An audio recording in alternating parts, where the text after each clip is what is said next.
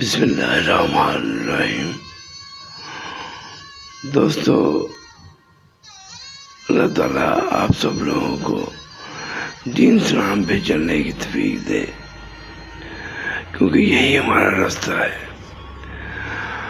تو میری عرض ہے نوجوانوں سے اپنے آنکھوں پہ اسلام اور شریعت کی اینک لگائیں، کیونکہ جس رنگ کی اینک لگائیں گے وہی رنگ نظر آتا ہے۔ اگر آپ دین اسلام اور شریعت کی نظر رکھیں گے تو انشاءاللہ آپ کا جو حیا ہے، آپ کی نظر پاک ہو جائے گی اور قرآن اور سنت کے مطابق زندگی گزاریں اور برائی سے بچیں۔ یہی آپ کی کامیابی ہے۔